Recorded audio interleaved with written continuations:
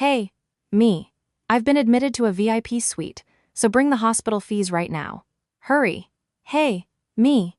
I've been admitted to a VIP suite, so fly over here immediately and settle the tens of millions of dollars.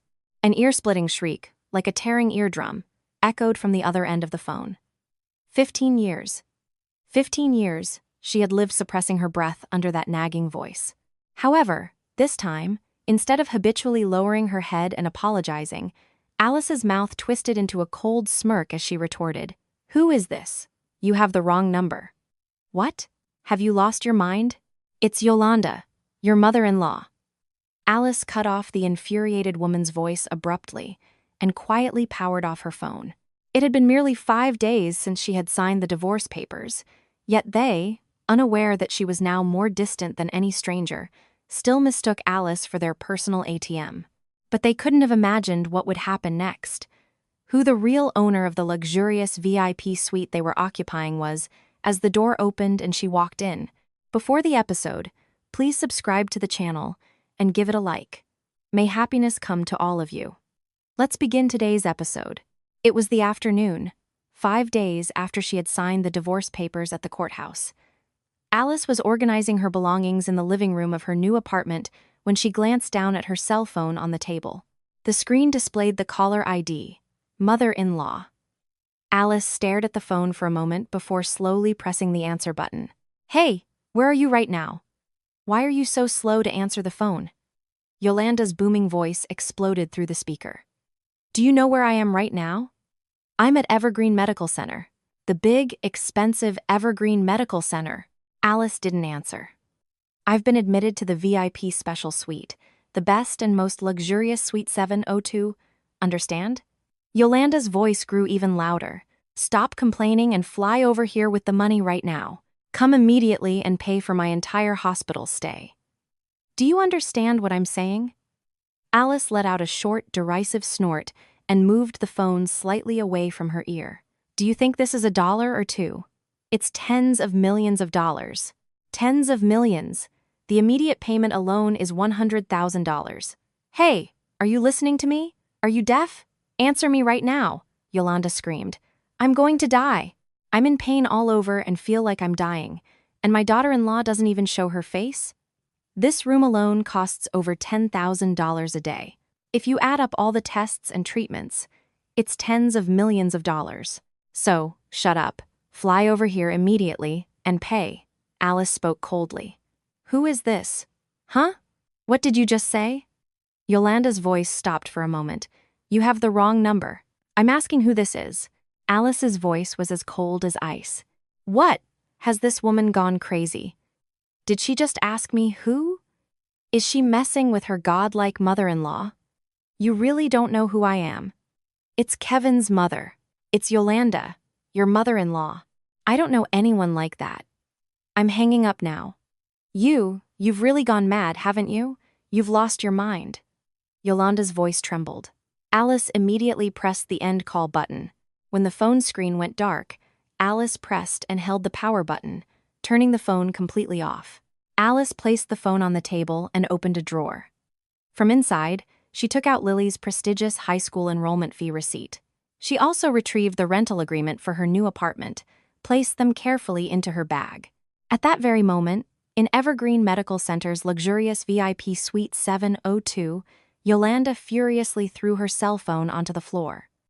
"Ugh, this is infuriating. How dare she? How dare she hang up on her godlike mother-in-law?" The phone hit the floor with a clatter.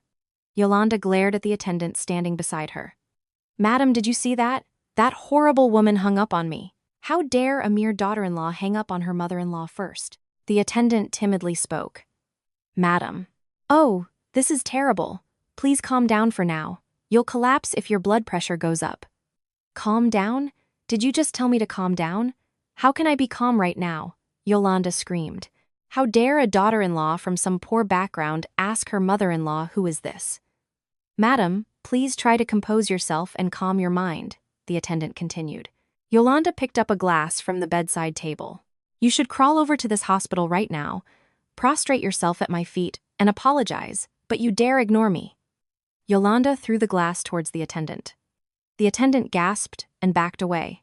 The glass fell to the floor, and water splashed everywhere. An orphan with no parents. I picked her up and fed her, and kept her alive for 15 years. What do you think that was like? An uneducated woman. After all I did for her, Kevin, lying on the sofa, spoke with an irritated expression. Mom, why are you making such a racket? My ears are killing me. It's too loud. I can't concentrate on my game. Please be a little quiet. Kevin was only tapping his smartphone screen. The screen showed a mobile golf game. Hey, Kevin, is this the time to be looking at that stupid thing? Yolanda yelled at Kevin. Your wife is treating your godlike mother so horribly, and you're just going to stay silent and do nothing. Aren't you going to do something right now? Mom, you bullied her and nagged her every day. That's why she ran away, isn't it? Take it easy, really, Kevin replied, not taking his eyes off the game. What did you say? What did I do? I'm horrible? Hey, you idiot son. I raised you with all my might, and now you're blaming your mother. Yolanda's voice grew even louder. No matter what, that attitude towards your mother-in-law is unacceptable, isn't it? You shouldn't say such insolent things. How can you just lie there lazily, knowing she's disrespectful? Call that woman right now. Bring her before me immediately. Can't we just deal with it all when we get home later? It's a hassle. Why do you keep saying, come now, Kevin sighed. Later? Later. We need the hospital money right now. If we don't pay $100,000 today, we'll be thrown out. Yolanda pounded on the bed. A notification popped up on Kevin's smartphone screen. Debt repayment deadline has passed. Please contact us immediately. It was a text from an illegal moneylender. Kevin swiped the notification away and tapped the game screen again. The door to the suite opened. A staff member from the accounting department entered, holding a file. The staff member politely bowed and said, Madam, the $100,000 deposit for the VIP suite has not yet been paid. When will it be settled? Yolanda leaned back casually on the bed and waved her hand. Oh, just because I look poor.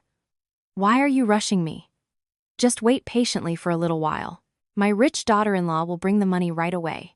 However, according to hospital policy, it is standard practice to pay in advance unconditionally on the first day of admission. We cannot delay this any further, the staff member continued with a troubled expression. This person is really inflexible, isn't she? I told you to wait a little longer, Yolanda yelled. My daughter-in-law just flew home to get the money. She said she'd be here, out of breath, in an hour at most. We sincerely apologize, but it has already been over 3 hours since Madam was admitted. We cannot wait any longer, the staff member said, spreading open some documents. If the $100,000 deposit is not paid immediately, we will unfortunately have to proceed with immediate discharge procedures. Discharge? Are you going to kick me out of this room? Did you just tell me to leave? Yolanda jumped out of bed. Do you know who I am? I'm a VIP at Evergreen Medical Center. Do you know how much money I've showered on this hospital? How dare you tell me to vacate my room? We apologize, but hospital regulations apply equally to all patients. There are no exceptions, the staff member calmly replied. Kevin got up from the sofa and approached the staff member. Kevin stopped playing his game and shoved the staff member roughly. You're so inflexible. My wife just said she's rushing over with the money. Are you deaf? If I tell you to wait, then just wait patiently. Why are you bothering people like this? The staff member staggered backward. Sir, this is unacceptable. Please refrain from violence, the staff member said, flustered. What? Violence? I'm amazed. Hey, when did I ever hit you? I just lightly pushed you to step aside. How is that a big deal? Kevin shoved the staff member again. If you continue, I will call security. Hospital policy is hospital policy. We will give you 1 more hour. If the $100,000 is not deposited within 1 hour, we will proceed with forced discharge. You're annoying. Just get out of here right now. Alice will come and pay, then I'll call you. Stop saying unnecessary things and just leave. Kevin pushed the staff member towards the door. That's right. Get out right now. I'll personally tell your big shot accounting manager in this hospital everything, and I'll make sure you're fired immediately, you jerk. Remember that. Yolanda screamed from behind. The staff member reluctantly exited the suite. Just a hospital employee, acting important. They'll shut up and bow down when our Alice comes and throws a wad of cash at them, Kevin mumbled, clicking his tongue. As the door closed, Kevin, pacing anxiously, dialed Alice's number. The power is off, so you will be connected to voicemail. Only a mechanical voice was heard. Why is this happening? Has this woman completely lost her mind? How dare she ignore her husband's call, and even turn off her phone? That's weird. She always picked up on the first ring. Why is she like this now? Kevin glared at his phone. What are you doing? Don't just stand there, call her back. Is that woman saying she ran off with the money? What's going on? Call her again right now, Yolanda yelled. I said she's not answering. Her phone is completely off. This woman is really desperate to die. Where is she and what is she doing? This is so frustrating, Kevin replied irritably. What? Her phone is completely off. Has this woman really gone completely crazy? Then call the house phone quickly. We canceled the house phone ages ago, didn't we? We got rid of it because it was a waste of money when we moved last time, didn't we? This is infuriating. Then call all her friends. Find out where she's hiding right now, Yolanda said, waving her hands. Where would she have friends? Mom, you know that Alice only works to earn money every day and doesn't have a single friend, Kevin said, slumping onto the sofa. Then call the diner she works at right now. The owner there will know. Oh, she quit that tough kitchen job a few months ago, didn't she? Then call the designated driver call center she used to work for at night. She hasn't been working there for a while either. Oh, I'm really losing my mind. Where on earth did she disappear to? Yolanda leaned back on the luxurious bed again and pressed the nurse call button. 1 time, 2 times, 3 times. Yolanda violently pressed the button repeatedly. She picked up the diner menu, placed beside the bed, and threw it. The menu fell to the floor, and the pages crumpled. Even if that woman runs away, she's still in the palm of my hand. She'll crawl back on her hands and knees in a little while, hand over all the money, and prostrate herself, saying she was wrong. Just watch, Yolanda mumbled to herself. That's right, Mom. You're right. How will Alice live without me? She's probably just delayed preparing such a large sum as $100,000. She has no choice but to come. Kevin lay back on the sofa again and opened his smartphone's calculator app. Tapping numbers onto the screen, he calculated how long it would take Alice to get the money. It's $100,000, not $10,000, so it'll probably take an hour to beg and borrow from various places. No, maybe 2 hours. If she doesn't come soon, I'll just get tired, Kevin mumbled, tapping the screen. No matter how late, she absolutely must come back before dinner. If she doesn't, I'll really break her legs, Yolanda said, staring at the ceiling. Speaking of which, I hear the VIP special menu here is delicious. When my daughter-in-law comes, I must order it right away with that money. I wonder if lobster is good today, or a big steak. Mom, don't look at the menu yet. Let's think about it when Alice comes and pays, Kevin replied, tapping his game screen. I'm starving to death too, so order it as soon as she comes. All right. I'll snatch $100,000 from that wicked woman and eat until I'm full. Meanwhile, at that moment, in the back seat of a black sedan parked in a cafe parking lot, Alice held a bag on her lap. Alice unlatched the bag. With a click, the bag opened. She took out a thick leather binder and spread it on her lap. Inside the binder were several documents. On top was the deed of transfer for the Evergreen Foundation's largest stake. Below it, the original will, clearly stamped with the seal of her grandfather, Chairman Richard Evergreen of the Evergreen Group, was visible. Alice traced the date on the deed of transfer with her finger. She checked the condition of the seal one by one. Everything was perfect. Alice spoke to the driver sitting in the driver's seat. Driver, please go directly to the VIP entrance of Evergreen Medical Center, not the main building. The driver looked at Alice through the rearview mirror and replied, Yes, understood. Chairwoman, departing immediately. The driver started the engine. The car slowly began to move. Alice took out the ID badge for chairwoman of the foundation that was on her lap. She took a handkerchief from her pocket and carefully wiped the badge. Evergreen Foundation Chairwoman, Alice. The letters engraved on the badge shimmered in the sunlight. Alice put the ID badge back into her bag. Outside the car window, the building of Evergreen Medical Center gradually drew closer. Alice closed the binder and locked her bag. Alice's gaze was cold and resolute. Kevin began searching for Alice's contact information instead of her now-off phone number. Kevin quickly scrolled through the screen, mumbling, "Where were Alice's friends' numbers?" Kevin searched for numbers of people Alice had previously called and dialed them. He called the first number. "The incoming call is restricted at the customer's request." A mechanical voice played. "What? Call blocking?" Kevin frowned.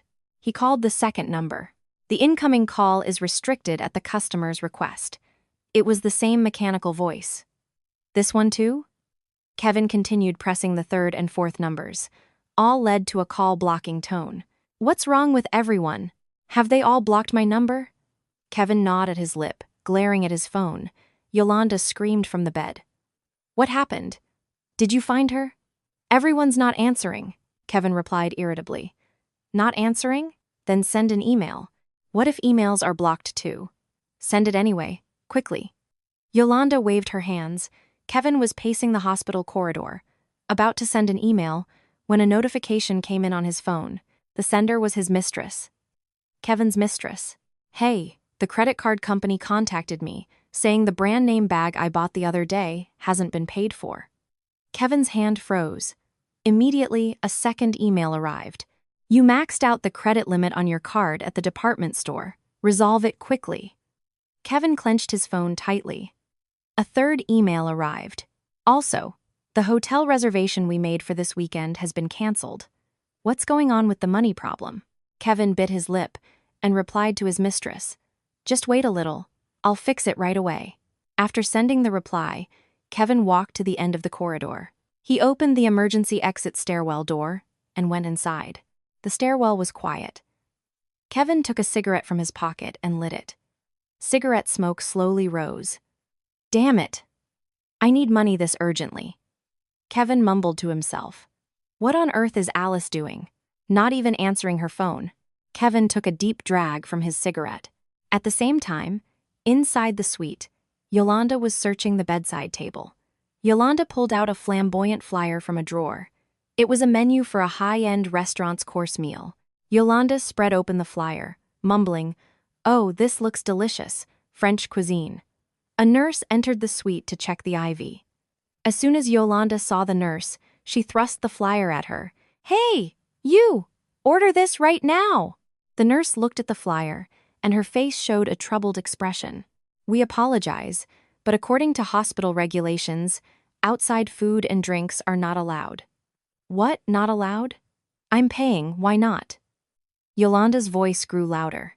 "Regulations are the same even for VIP suites, for the health of our patients," the nurse calmly explained. "My health? What I eat is my business," Yolanda screamed. "You must adhere to the regulations," the nurse said, bowing her head. Yolanda suddenly sat up and grabbed the nurse's ID badge. "What's your name?" "Huh?" The nurse, startled, backed away. "Please let go of my hand." "Let go? Why should I let go?" Yolanda pulled the ID badge even harder. The nurse's uniform was pulled forward. "Do you know who the director of this hospital is?" "If I make one phone call." Yolanda began to hurl abuses. The nurse desperately tried to free herself from Yolanda's grip. "Patient, please calm down." "Calm down? Why should I calm down?" Yolanda screamed, even louder. The nurse finally managed to escape from Yolanda's grasp and ran out of the suite. The nurse ran to the nurse's station at the end of the corridor. "Head nurse, the patient in suite 702, the nurse said, breathless. The head nurse stood up from in front of the computer. "What happened?" "The patient's guardian grabbed my ID badge and verbally abused me," the nurse explained, her voice trembling. The head nurse immediately picked up the internal phone. "Connect me to the accounting department." After a moment, a staff member from the accounting department answered the phone. "I am reporting disruptive behavior from the patient in VIP Suite 702, the head nurse said calmly. There was verbal abuse and physical assault towards a nurse. Understood. I will report it immediately to the home team, the accounting staff member replied. A few minutes later, in the office of the Evergreen Medical Center's home team, the medical chart for Yolanda was placed on Alex Chen's desk, the home team leader. Alex opened the chart and reviewed its contents. A staff member, standing beside him, said, "Patient Yolanda was admitted this morning but has not paid the deposit." "And the guardian?" Alex asked. "Her son, Kevin." Looking at past medical records, the staff member pointed to the computer screen. Alex approached the monitor. The screen displayed Kevin's past hospital usage history. "There's a history of property damage in the emergency room last year, isn't there?" The staff member clicked on the relevant section with the mouse. It's recorded that he verbally abused a nurse and kicked a chair. Alex read the screen carefully. "It seems they're causing problems in the VIP ward this time." Alex stroked his chin. "How should we handle it?" the staff member asked. Alex picked up the internal phone. "Connect me to the security team leader." After a moment, the security team leader answered the phone. "Team leader, this is Alex Chen from the home team." Alex said calmly, "Please prepare for the forced discharge procedure for VIP Suite 702. "Forced discharge?" the security team leader asked. "Yes, it's a measure due to disruptive behavior by the patient and guardian," Alex replied. "Please deploy 6 security guards to the VIP ward." "Understood. Deploying immediately," the security team leader confirmed. Alex hung up the phone and told the staff member beside him, "Please draft a complaint for obstruction of business. Start immediately." The staff member returned to his seat and sat in front of the computer. The sound of typing filled the office. Alex looked out the window, deep in thought. It was half a year before the divorce. Alice was washing dishes with rubber gloves in the kitchen of her old studio apartment. She washed the stack of dishes one by one. Alice gazed out the window, remembering 20 years ago. That day, 20 years ago, 25. Year, old Alice opened the door to a room in a massive mansion and stepped out. In the hallway, the adults of the house stood in a line. Alice's father shouted, "Alice, come back right now." Alice didn't look back and descended the stairs. "Alice, this is all for your future," her mother cried, clinging to the railing. "What's wrong with an arranged marriage? They have a good family and lots of wealth." Alice opened the front door. Her grandfather, Chairman Richard Evergreen of the Evergreen Group, came down the stairs with a cane. "Alice, listen to your grandpa for a moment." The chairman's voice was gentle. "No, I don't want to. I can't marry someone I don't love," Alice said, turning back at the front door. "Love will come later. Marriage is," her father began. "I have someone. I want to choose my own life." Alice opened the door and stepped outside. "Alice, if you leave now, there will be no inheritance," her father yelled. Alice didn't stop. "Alice, don't ever set foot in this house again," her mother's voice echoed from behind. A few days later, Alice stood in front of an old apartment building. A real estate agent handed her a bag. "Deposit $500, rent $300. The bathroom is shared." The agent pointed inside the room. Alice entered the room. It was just one small room and a narrow kitchen. "I'll take it," Alice nodded. "Your ID, please. I'll file the tenancy application." The agent held out his hand. Alice took her ID from her bag. The agent took the ID. "We also need your birth certificate. Don't you have it?" "I'm an orphan. I have no family," Alice lied. "Ah, an orphan. Then just the ID is fine." The agent nodded. A few months later, Alice was working part-time at a small cafe. The cafe door opened, and Kevin entered. "Welcome," Alice greeted him. "One Americano, please." Kevin leaned against the counter. "Hot or iced?" Alice asked. "Hot, please." Kevin stared intently at Alice. Alice made the coffee. "Here you go." Alice handed him the coffee. "Do you have time after work?" Kevin asked. "Why?" Alice asked. "I was thinking we could have dinner together," Kevin said with a smile. 6 months later, Kevin pulled out a marriage registration form in Alice's room. "Alice, let's get married." Kevin spread the form on the table. "But I don't have a family or any assets," Alice said cautiously. "What does that matter?" "I don't care." Kevin held Alice's hand. "Really? Alice looked at Kevin. Really? I'll even write you a promise. Kevin took out a paper and a pen. Kevin wrote on the paper, I, Kevin, promise never to make an issue of Alice's poor background. Kevin signed it and handed it to Alice. There. Now you believe me, right? Kevin smiled. Alice took the promise. Thank you. Alice smiled faintly. Now, let's sign it. Kevin pointed to the marriage registration form. Alice signed it. Kevin signed it too. Immediately after the marriage, Alice was sitting in the living room of her newly rented small apartment. Kevin was lying on the sofa, not going to work. Aren't you going to work? Alice asked. Nah.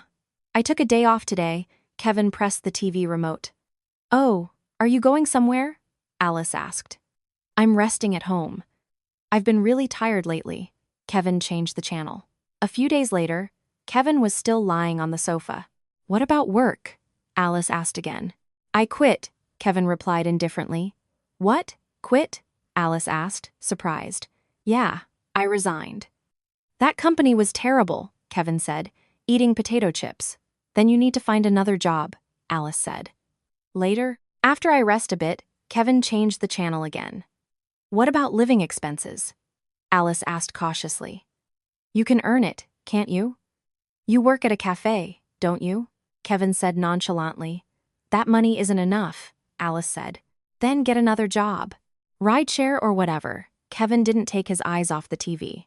A few months later, Yolanda moved into the apartment. Auntie, why so suddenly? Alice asked, confused. I'm living here. With my son, Yolanda placed her luggage in the living room. But the room is small, Alice said.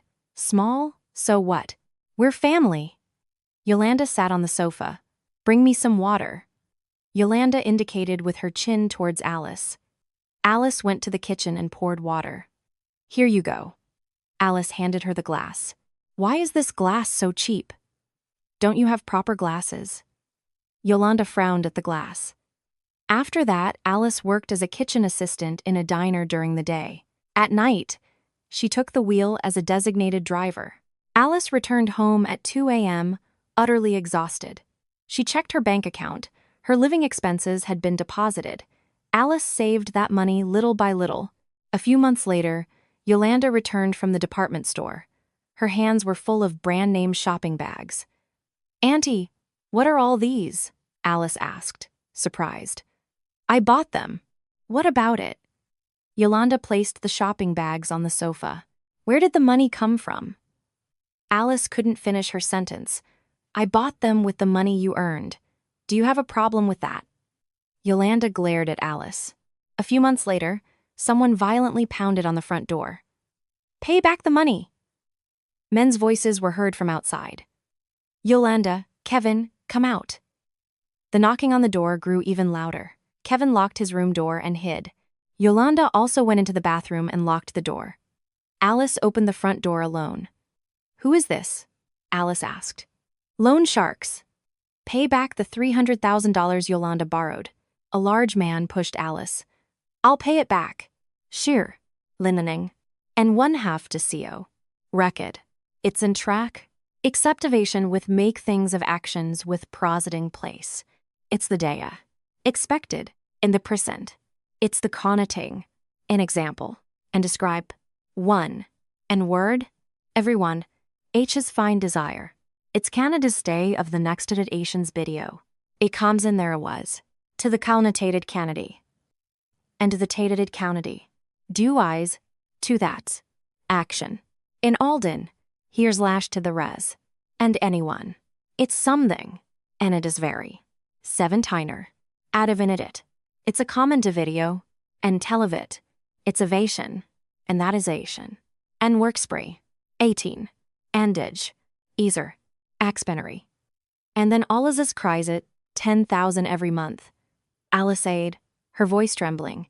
10,000 every month? The interest alone is more than that, the man yelled.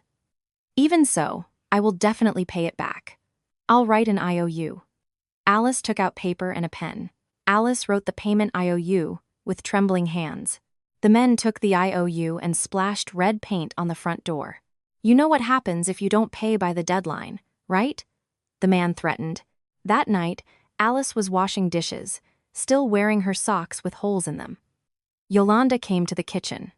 "You're so noisy in the middle of the night I can't sleep. Why are you washing dishes so late?" Yolanda said irritably. "I apologize, Auntie." Alice bowed her head. "It's because of you that we're living like this." Yolanda picked up a plate from the table. The plate flew towards Alice. Alice dodged it. The plate hit the wall and shattered. "An orphan like you, coming into our house."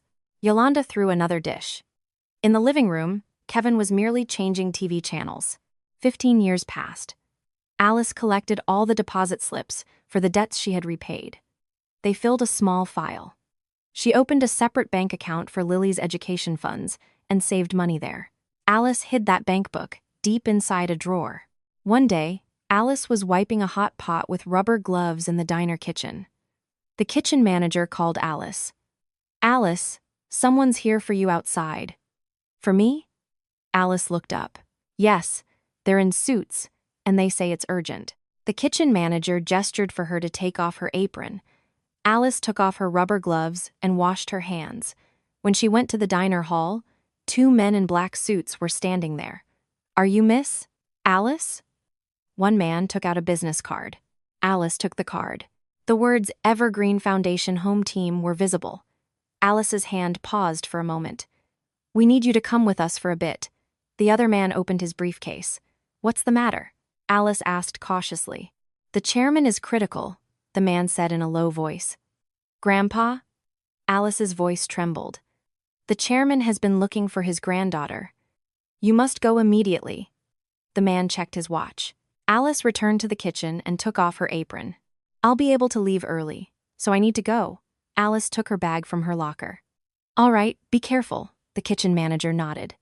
Alice followed the lawyers outside. A black sedan was waiting in the parking lot. "This way, please." The lawyer opened the car door. Alice got into the back seat. The car began to move. "How is Grandpa's condition?" Alice asked. "He's in critical condition. It seems there isn't much time left," the lawyer replied cautiously. Alice gazed out the window. She was going to see her grandfather for the first time in 20 years. 30 minutes later, the car arrived at Evergreen Medical Center. The lawyers guided Alice not to the general entrance, but to a separate elevator. "This is the top floor. A private access." The lawyer pressed the elevator button. The elevator ascended. On the top floor, the door opened. The corridor was quiet. A single nurse was waiting, and she bowed her head when she saw Alice. "This way." The nurse led the way. The door to the furthest room opened. The chairman lay on the bed, hooked up to life support. "Grandpa?" Alice approached the bedside. The chairman slowly opened his eyes. "Alice, you've come?" The chairman's voice was weak. "Grandpa, it's me." Alice held the chairman's hand. "I'm sorry. I couldn't find you for 20 years. The chairman gasped for breath. "It's okay, Grandpa." Tears welled up in Alice's eyes. "Grandpa has something to give you." The chairman looked at the lawyer beside him. The lawyer took a thick envelope from his briefcase. "This is the will. I'm leaving all my assets to you." The chairman pressed the envelope into Alice's hand. "Grandpa, this is..." Alice hesitated. "The Evergreen Foundation, Evergreen Medical Center." "All shares are yours," the chairman said with difficulty. "But Grandpa spent his whole life building this," Alice said. "My granddaughter must receive it. Who else would?" The chairman tightly squeezed Alice's hand. "Live happily." The chairman's voice gradually grew weaker. "Yes, Grandpa." Alice shed tears. "I love you. My granddaughter." The chairman uttered his last words. Leaving the suite, Alice sat on a bench in the corridor. The envelope her grandfather had given her was clutched in her hand. The lawyer sat beside her. "The chairman had been searching for you for 5 years, the lawyer said. 5 years? Alice asked. "Yes, he used people to search, but it was difficult to find you as you had hidden your identity," the lawyer explained. "So that's how it was." Alice looked down at the envelope. "The will is legally perfect. It has also been notarized," the lawyer added. "Thank you." Alice bowed her head. Back home, Alice hid the envelope deep inside her bag. Kevin was still lying on the sofa, watching TV. "Where were you?" Kevin asked. "I got off early," Alice replied briefly. Oh, what's for dinner? Kevin pressed the remote. I'll make it now. Alice went to the kitchen. A few days later, Alice quietly visited a private investigator's office. How may I help you? The staff member asked. I'd like to request a background check on my husband, Alice said. What kind of information do you need? The staff member took out a notepad. Evidence of infidelity and illegal gambling, Alice said calmly. Understood. The fee is. The staff member presented an estimate. Alice looked at the estimate and nodded. This amount is fine. Alice signed the contract. 1 month later, the private investigator's office contacted her. Alice went to their office.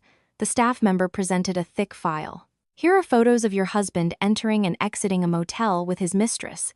The staff member opened the file. The photos showed Kevin and a young woman entering a hotel. And these are photos taken at a gambling den.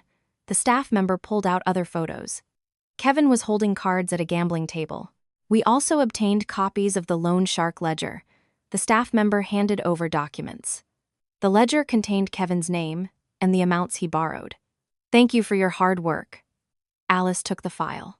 If needed, we can obtain additional evidence, the staff member said. This is enough. Alice put the file into her bag. Closing the memories of the past, Alice, in the back seat of the car, took out her cell phone. She searched for Alex Chen, the home team leader's number in her contacts. Alice made the call. Hello? Alex answered the phone. This is Alice, Alice said. Ah, chairwoman, how may I help you? Alex's voice became respectful. I'm sending documents via secure email, Alice said. What documents? Alex asked. Documents proving that I am the new chairwoman of the Evergreen Foundation, Alice replied calmly. Understood, Alex replied, and please prepare a breakdown of the accumulated unpaid fees for patient 702. Alice instructed. Suite 702? I'll check. The sound of Alex typing on a computer keyboard was heard. Also, gather all evidence of the violent incidents within the hospital, Alice continued. We will prepare surveillance camera footage and staff statements. Alex confirmed. Send them to my email within 1 hour, Alice said. Understood, chairwoman, Alex replied. Alice hung up the phone. Alice took out lipstick and applied it, looking in the mirror. Outside the car window, the VIP entrance of Evergreen Medical Center was visible. The car slowly approached the entrance. Alice put her lipstick back in her bag and straightened her posture. Alice's gaze was sharp. We have arrived, chairwoman, the driver said. Yes, thank you for your hard work. Alice got out of the car. In front of the VIP ward entrance, hospital executives were lined up in a row. All of them bowed to Alice. Alice walked majestically towards the entrance. Meanwhile, at that moment, there was chaos in the VIP ward corridor. Kevin stood blocking the nurse's station. If you don't process our hospital bill right now, you won't get away with it, Kevin yelled. He swept a hand across the organized patient charts on the counter. The charts scattered onto the floor. The nurse, startled, stood up from her chair. Sir, please calm down, the nurse said, flustered. Calm down? Why should I calm down? Kevin slammed his palm on the desk. The nurse bent down to pick up the scattered charts on the floor. Kevin stepped on the charts with his shoe. What are you doing? Please step aside, the nurse cried. Step aside? What's stepping aside? Kevin pointed a finger at the nurse. Yolanda emerged from the suite. Yolanda grabbed an IV pole and came out into the corridor. Hey, nurse! Yolanda yelled. How dare you speak so rudely to my son? Yolanda roughly shoved the IV pole onto the corridor floor. The pole fell over with a metallic clang. Other patients in the corridor turned, surprised. Guardians from other VIP suites came out into the corridor. Oh, what's going on? One guardian whispered. Those people have been making a racket for a while. Another guardian shook her head. Just then, security guards appeared from the end of the corridor. 6 security guards walked in a line. The guards, carrying radios, surrounded Kevin and Yolanda. What's the meaning of this? A guard asked. What? What's the meaning of this? Kevin blustered. What's this hospital's attitude towards us? Yolanda screamed. Kevin reached out to grab the security guard's uniform by the collar. At that moment, Alex Chen, dressed in a suit, parted the security guards and stepped in. Alex held a transparent file open in front of Kevin's face.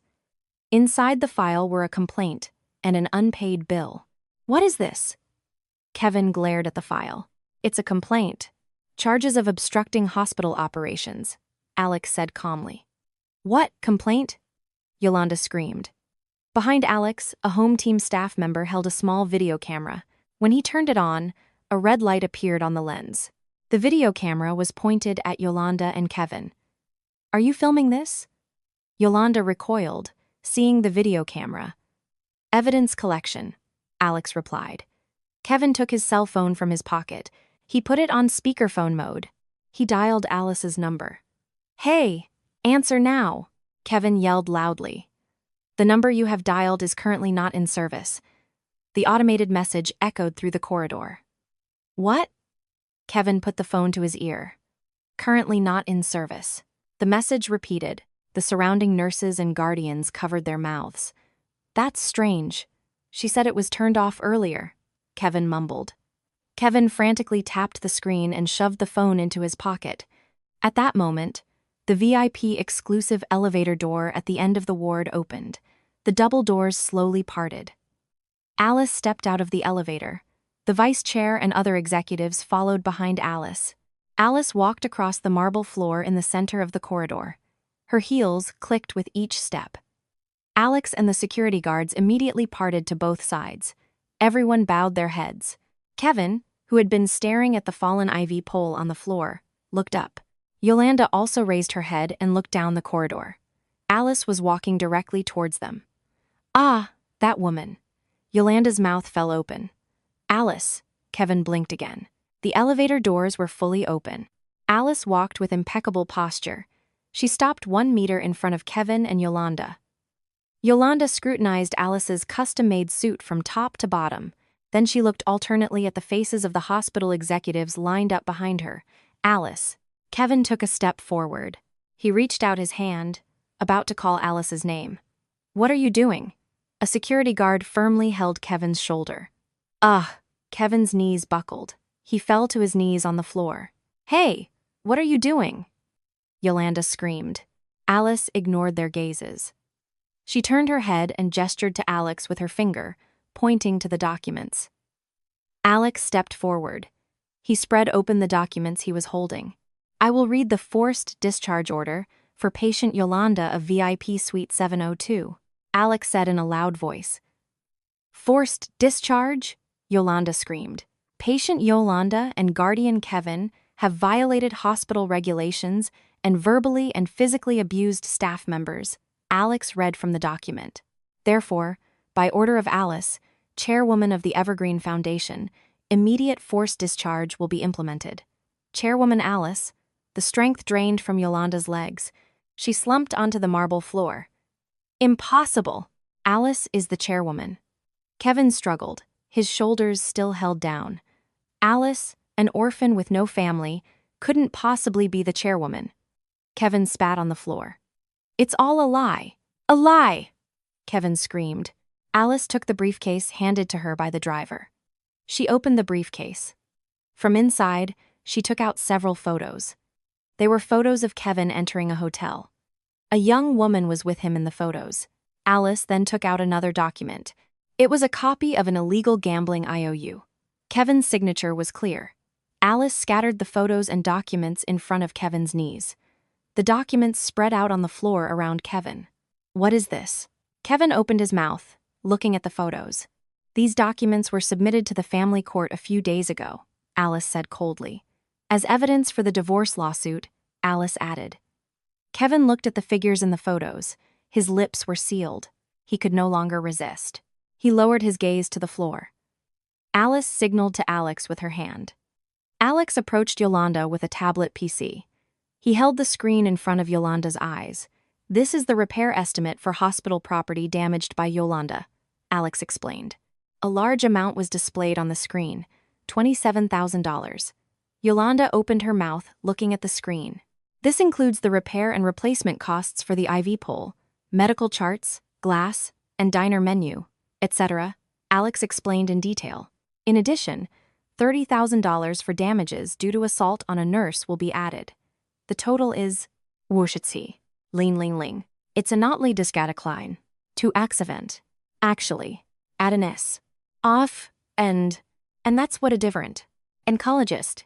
Weighted bada the dyers. It's passive. Actionet. And activity. And dembris. That said. Today. Actually fried 9. Any things of the stained. APS. Affirmation.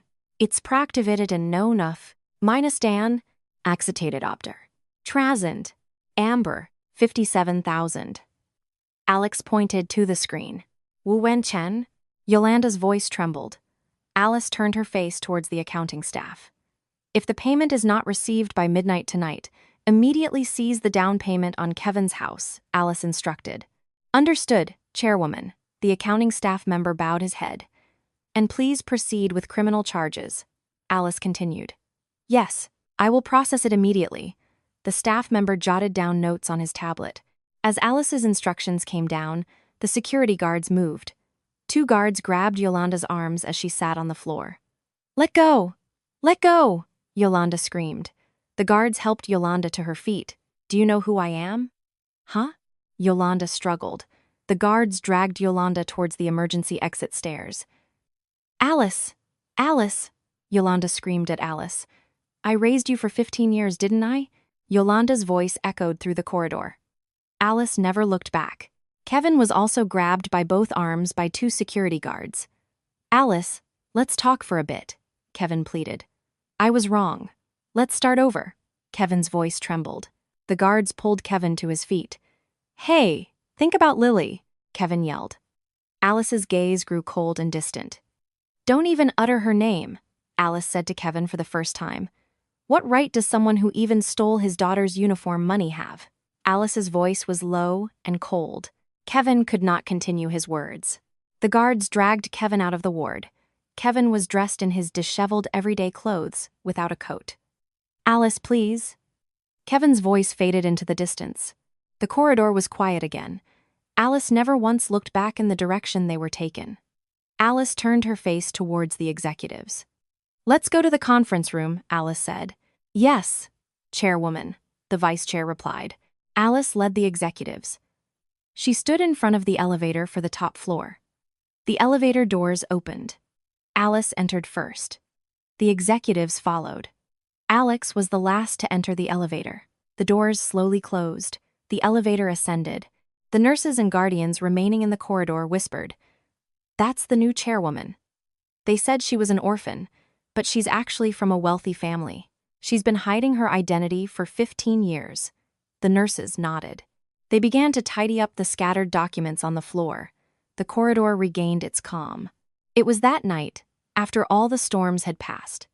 In the chairwoman's office on the top floor of Evergreen Medical Center, Alice looked down at the night view through the wide glass window. The city lights glittered. A knock was heard. Come in, Alice said. The door opened, and Alex entered. Alex was holding a document folder and a USB drive in his hand. He carefully placed them on the desk. These are the documents regarding Kevin's illegal loans, Alex said, pointing to the USB drive. Is everything in here? Alice asked. Yes. 5 years of loan records, contact information for loan sharks, and transaction breakdowns are all included, Alex replied. Thank you for your hard work, Alice nodded. Alex took out another document from his bag. This is the court ruling for my father's debt guarantee case. Alex spread open the document. Your father also experienced something similar? Alice asked. Yes. 15 years ago, Alex pointed to the court ruling. My father lost all his assets because he became a guarantor for a friend's debt. Alex's voice was low. At that time, I was a law student, but I couldn't do anything. Is that why you joined the home team? Alice asked cautiously. Yes. I wanted to help people who suffered the same fate, Alex nodded. I know the tactics of people like Kevin very well. Alex turned the pages of the court ruling. From document forgery to fraudulent loans, all charges can be proven. I trust you to handle it, Alice said. Alice turned from the window and walked to the desk. She spread open the documents Alex had brought, one by one. She carefully read Kevin's loan breakdown. She confirmed the forged signatures. These documents are sufficient. Alice organized the documents. She pushed a coffee cup on the table towards Alex. Please. You've worked hard today, Alice said. Thank you. Alex accepted the coffee cup. Alice also sat down. Now, we need to review the hospital's reform plan. Alice opened her document bag. From inside, she took out thick blueprints. Alex also spread out the materials he had prepared. The two placed the blueprints side by side on the desk. First, we need to reinforce the home team's personnel. Alex pointed to the organization chart. Currently, 4 people are insufficient to manage the entire foundation. How many are needed? Alice asked. A minimum of 8, Alex replied. Understood. Please put out a recruitment advertisement. Alice marked the organization chart. And a new internal audit team must be established. Alex drew a line with his pen. It's essential for transparent foundation operations. I agree, Alice nodded. The two continued their meeting for over an hour. They drew lines on the organization chart. They noted down necessary departments. They reviewed the budget plan. At the same time, in an old motel on the outskirts of Los Angeles, Kevin and Yolanda were huddled on the floor. It's all your fault! Yolanda pointed a finger at Kevin. My fault? You said you wanted to be admitted to the VIP suite, didn't you? Kevin yelled. When did I ever say that? Yolanda asked. Yesterday morning, you booked it yourself, didn't you? Kevin waved his phone. That was because I thought your wife would pay for it, wasn't it? Yolanda's voice rose. No one expected Alice to come out like that. Kevin clutched his head. After 15 years of being so obedient, Yolanda pounded the floor.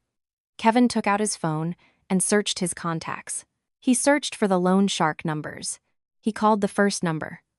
The incoming call is restricted at the customer's request. A call-blocking tone was heard. Why aren't they answering? Kevin mumbled.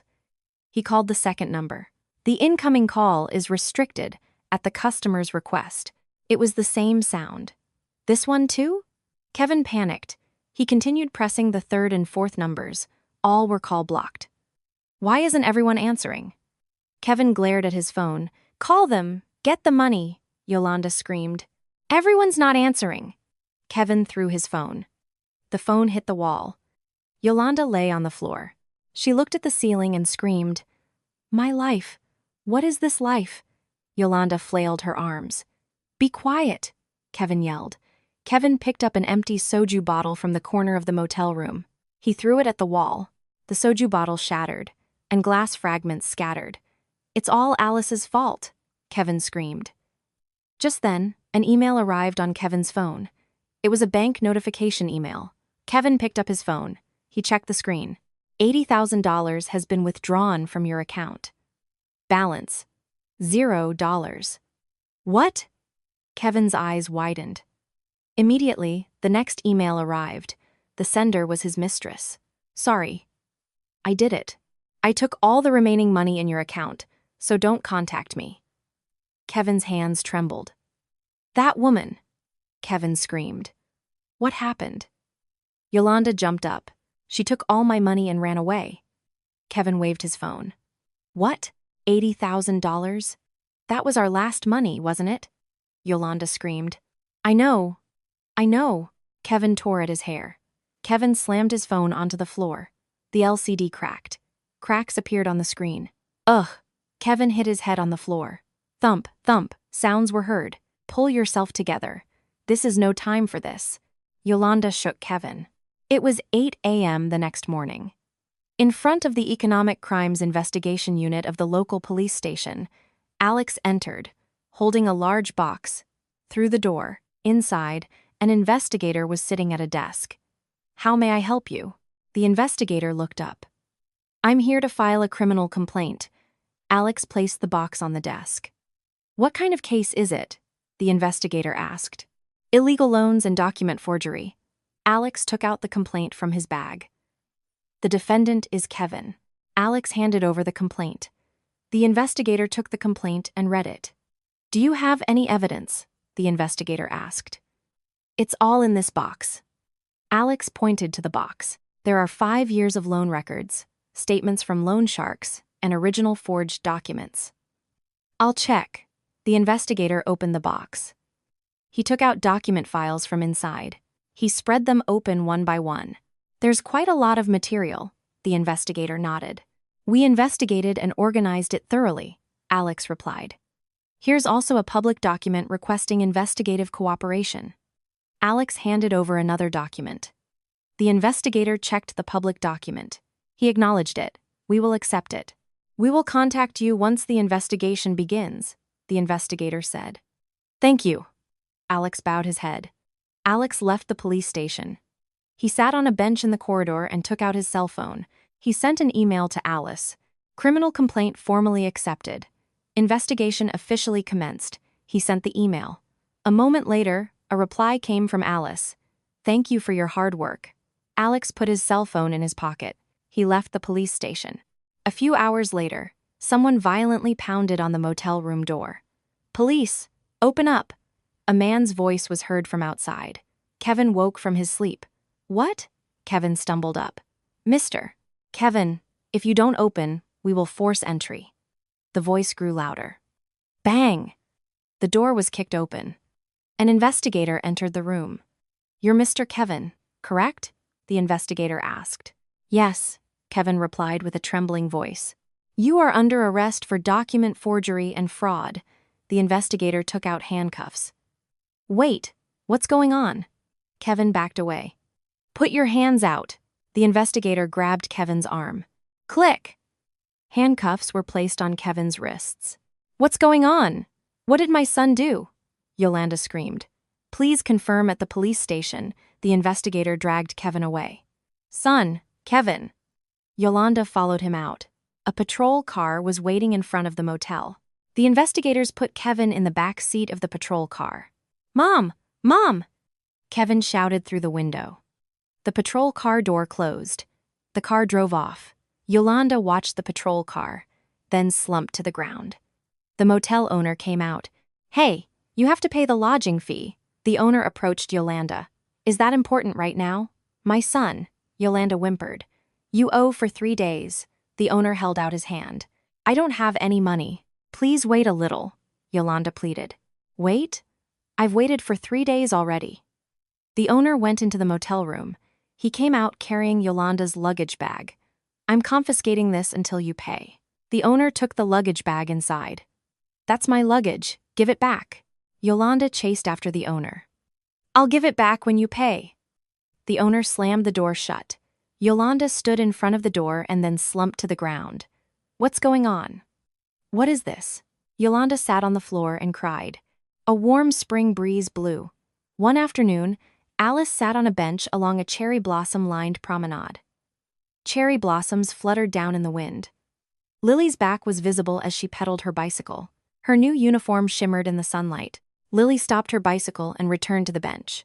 Mom, here's some water. Lily handed her a water bottle. Thank you. Alice took the water bottle. Alice took a handkerchief from her pocket. She wiped the sweat from Lily's forehead. Your uniform is cute, Lily. Alice straightened Lily's uniform collar. It's thanks to you, Mom. Lily smiled brightly. Studying will be hard when you go to high school. Alice stroked Lily's head. It's okay. It's what I wanted to do. Lily held Alice's hand. Alice's phone rang. It was an email from Alex, sending police inquiry schedule. The schedule was attached. Alice checked the schedule. It was 3 p.m. today. Lily, Mom has something to do and has to go. Alice said. Okay, Mom. I'll play here a little longer, then go home. Lily stood her bicycle upright. Be careful and go home before it gets dark. Alice patted Lily's back. Okay, Lily replied. Alice stood the bicycle up for her. She hugged Lily one more time. Mom's going now? Alice kissed Lily's head. 1 hour later, in front of the local police station, Alice got out of the car. She walked towards the main entrance of the police station. She passed the reception area and entered the corridor. An investigator was waiting for Alice. Are you Miss Alice? The investigator asked.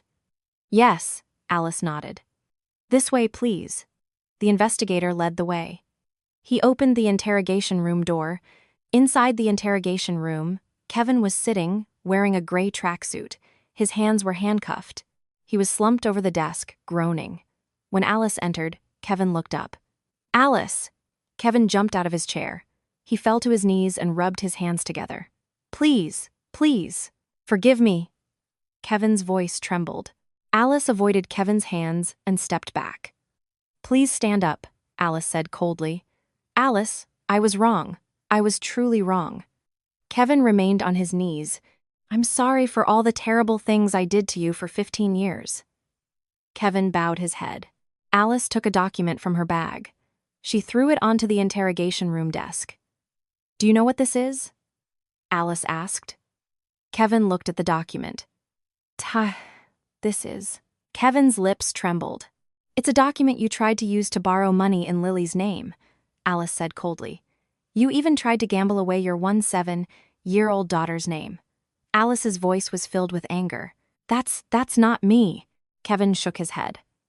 "Look at the signature here. Isn't it your handwriting?" Alice pointed to the document. Kevin looked at the forged signature. It was his own handwriting. I really. Kevin couldn't continue his words. "What can't someone who even stole his daughter's uniform money do?" Alice said. "I'm sorry. I'm truly sorry." Kevin collapsed onto the floor. His shoulders trembled. "Do you think saying I'm sorry now will make everything all right?" Alice asked. Outside the interrogation room, in the lobby, Yolanda was sitting on a chair. She had been sleeping in the police station lobby for several days. She wore filthy clothes. Her hair was matted. Her face was streaked with dirt. The interrogation room door opened. Alice came out. Yolanda spotted Alice. She jumped up from her chair and ran over. "Alice!" Yolanda screamed. Alice stopped. Yolanda stood in front of Alice. "Please, give me some food." Yolanda held out her trembling hands. "I haven't eaten anything for 3 days." Yolanda's voice was thin. "Please, step aside." Alice tried to pass Yolanda. Yolanda grabbed the hem of Alice's pants with both hands. "Please, just one meal, Yolanda pleaded. "Let go of my hand," Alice said coldly. "Alice, I raised you for 15 years, didn't I?" Yolanda whimpered. "You were paid for those 15 years, weren't you?" Alice forcefully shook Yolanda's hands away. Yolanda staggered backward. Alice took out her wallet. She took out a $100 bill from inside. She dropped it on the marble floor at Yolanda's feet. The bill fell to the floor. "This is the last time," Alice said. "Never contact me again." Alice turned her back. Yolanda stared at the bill on the floor. She fell to her knees, collapsing onto the floor. With trembling hands, she picked up the bill. "Alice! Alice!" Yolanda cried out. Alice never looked back. In a corner of the lobby, the detective in charge was waiting. "Miss Alice, this way, please." The detective beckoned. Alice followed the detective into the consultation room. The detective spread open some documents. "Do you wish to drop the charges?" the detective asked. Alice replied resolutely, "No." "The defendant is pleading for forgiveness," the detective continued. "I will not drop them," Alice said again. "And no settlement is possible?" the detective confirmed. "Yes. Please prosecute him to the full extent of the law." Alice nodded. The detective took out a non-settlement agreement form. "Please sign here." The detective handed her a pen. Alice read the agreement. She took the pen and wrote her name in the signature field. She signed it. "Accepted," the detective confirmed, taking the agreement. "Thank you for your hard work." Alice stood up. Alice left the consultation room. She passed through the lobby and walked towards the police station's revolving door. Yolanda was still sitting on the floor. She was staring at the $100 bill in her hand. "Why is this happening? Why did it turn out like this?" Yolanda mumbled. Alice did not look at Yolanda. She pushed the revolving door and went outside. Outside the police station, a black sedan was waiting. Alex was standing by the back passenger door, which was open. "Chairwoman," Alex bowed his head. Before Alice got into the car, she looked back at the building one last time. Her gaze stopped at the police station sign. She stood there for a moment. "Chairwoman," Alex called cautiously. "Let's go." Alice got into the car. Alex also got in. The driver started the engine. The car slowly drove off. In the police station lobby, Yolanda was still sitting, clutching the bill in her hand.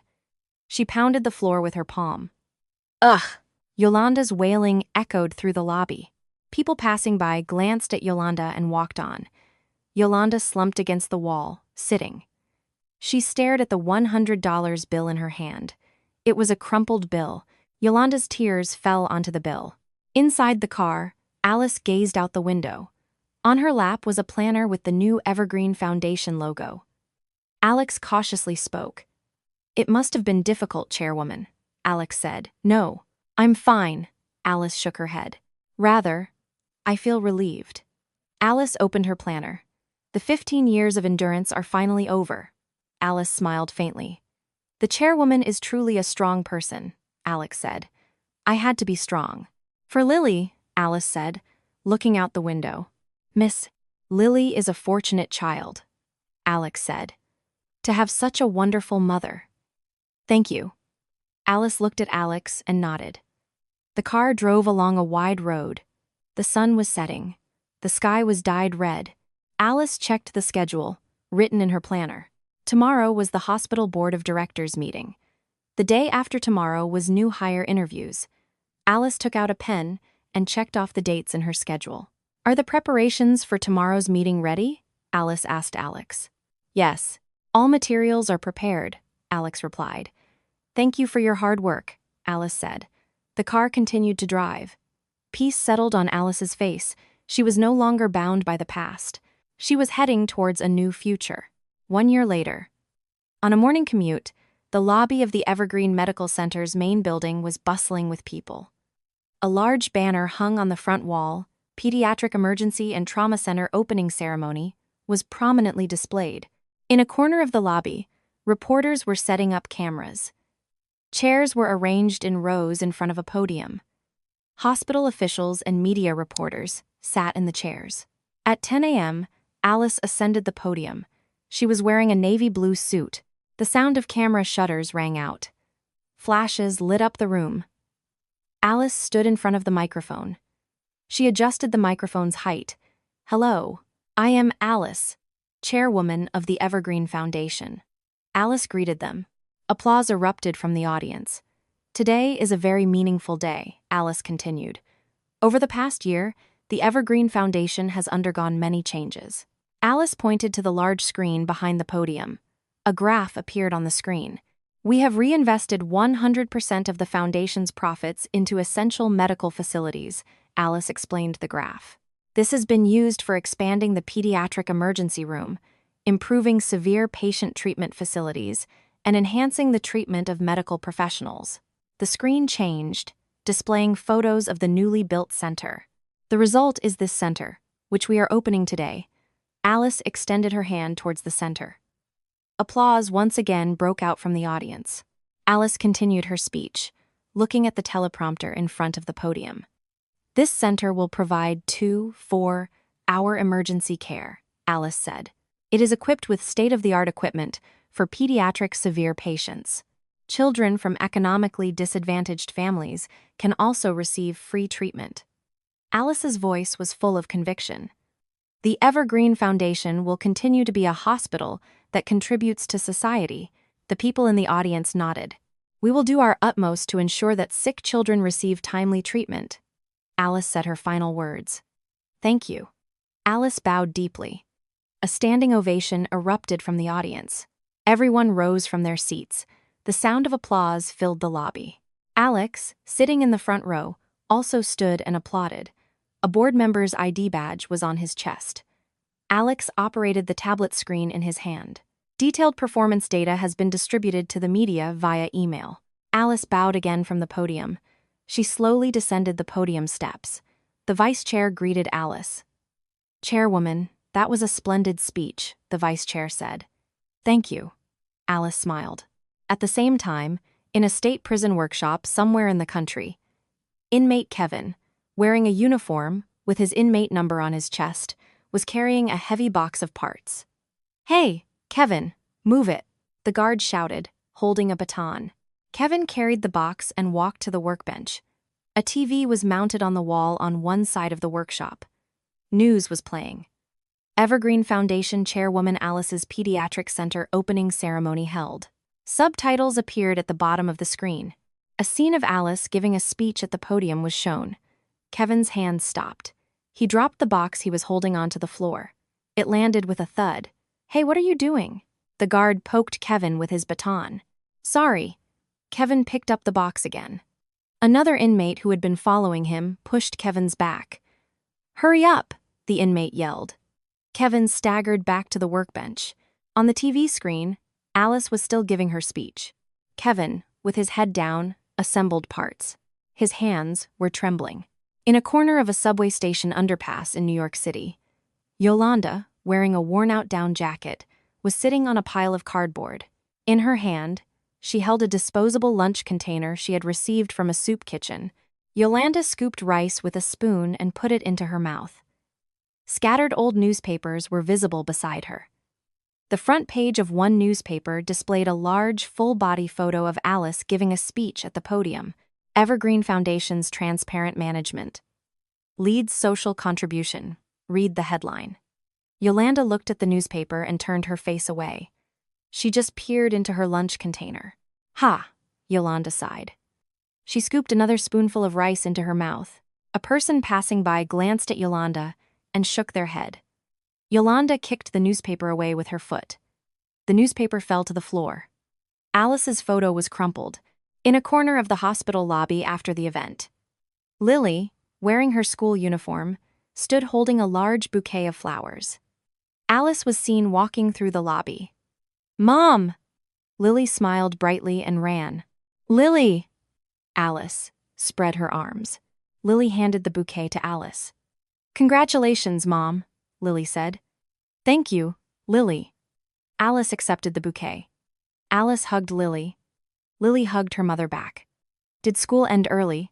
Alice asked. "Yes, today was a half day," Lily replied. "So you came to see Mom's event?" "You're so sweet, Lily," Alice stroked Lily's head. Alex walked up from behind. "Chairwoman, congratulations on a successful event," Alex greeted. "Thank you for your hard work too, Alex." Alice extended her right hand to Alex. She offered a handshake. "I should call you board member now, shouldn't I?" Alice said with a laugh. "I'm still getting used to it." Alex squeezed Alice's hand. The two shook hands. "Hello, Miss Lily." Alex approached Lily with his free hand. "Hello, Mr. Alex." Lily greeted brightly. Alex and Lily high-fived. A slap sound was heard. "Is school fun?" Alex asked. "Yes, I've made lots of friends," Lily replied. "That's good," Alex smiled. Flashes continued to go off in the reporter's photo zone. Reporters aimed their cameras at Alice and her group. "Chairwoman, please look this way for a moment," a reporter called out. Alice shook her head. "That will be all for today," Alice said. The three walked out of the photo zone. They walked towards the main building's automatic doors. The late afternoon sun illuminated the hospital's front windows. Long shadows of the three stretched across the marble floor. Alice held Lily's hand. Alex walked beside them. The automatic doors opened.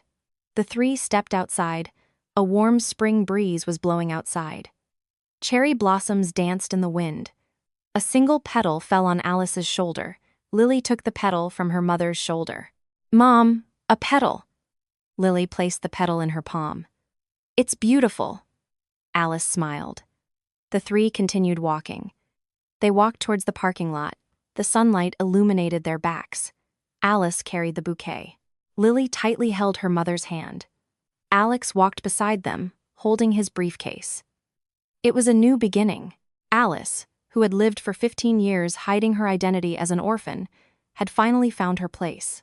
From a daughter-in-law subjected to an incompetent husband and a greedy mother-in-law, she was reborn as the dignified chairwoman leading the Evergreen Foundation. Kevin was serving his sentence in prison, and Yolanda was living day-to-day on the streets. What they received was a just retribution, delivered by the law. Alice was no longer bound by the past. Together with her daughter, Lily, and her trustworthy colleague, Alex, she was building a new future. The time of hardship was never wasted. We hope this story brings a small comfort to all those who are enduring difficult times, just like Alice. Someday, the day will come for all of you to stand tall. If you have listened to the story until the end, please give it a like. Thank you.